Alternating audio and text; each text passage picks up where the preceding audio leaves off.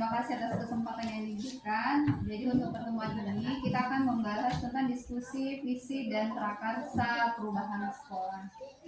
Jadi ini yang menjadi target RHK Ibu untuk semester ini. Nah, adapun visi dari sekolah itu terwujudnya insan beriman, berakhlak mulia, berprestasi, terampil, berteknologi dan berwawasan global.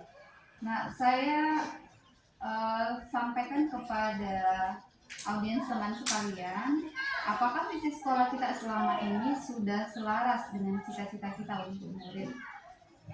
Terus yang kedua, adakah yang ingin disesuaikan atau ditambahkan dari visi sekolah kita saat ini?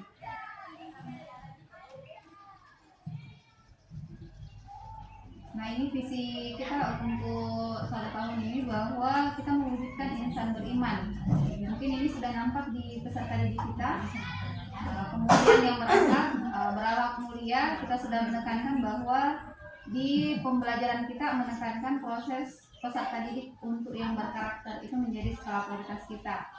Berprestasi, dari kita lihat keaktifan dari pendidik, bagaimana kita mensupport peserta didik kita dalam keseharian untuk mengeksplorasi kemampuan mereka.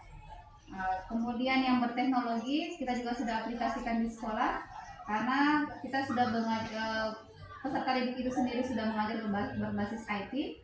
Anak-anak pun memang dari segi mapel sudah ada penekanan untuk yang pemanfaatan teknologi dan berwawasan global. Berwawasan global ini juga kita sudah terapkan di sekolah. Di samping lagi kita juga sudah kurikulum merdeka dari PLM itu sendiri.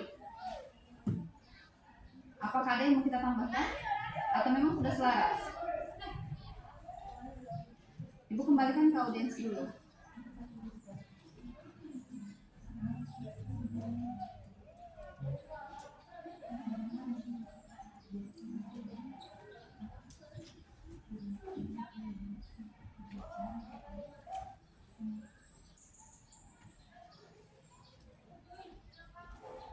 Nah, sambil Ibu menunggu, kita lihat dulu contoh perilaku yang konkret. Yang pertama itu kita sudah menerapkan ramah kepada anak.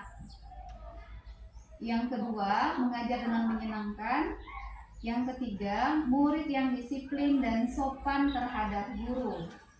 Yang keempat, orang tua yang mendampingi anak belajar. Kalau yang ramah pada anak, Ibu perhatikan selama ini kita sudah mulai terbiasa dengan itu. Mulai dari penyambutan anak di pintu gerbang, kemudian menanyakan kabarnya, apalagi anak yang sudah berhalangan hadir beberapa hari.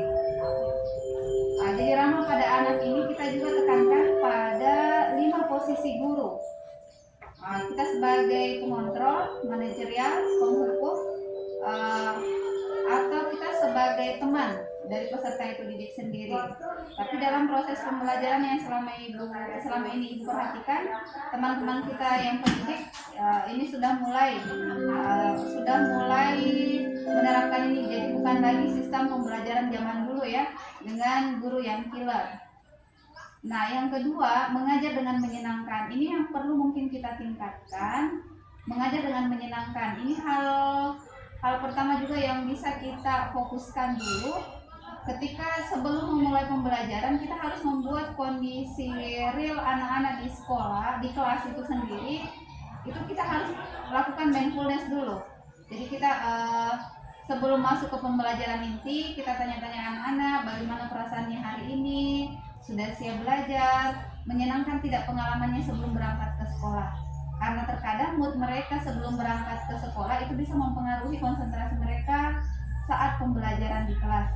Ini mungkin sering-sering kita pertanyakan kepada peserta didik. Yang ketiga,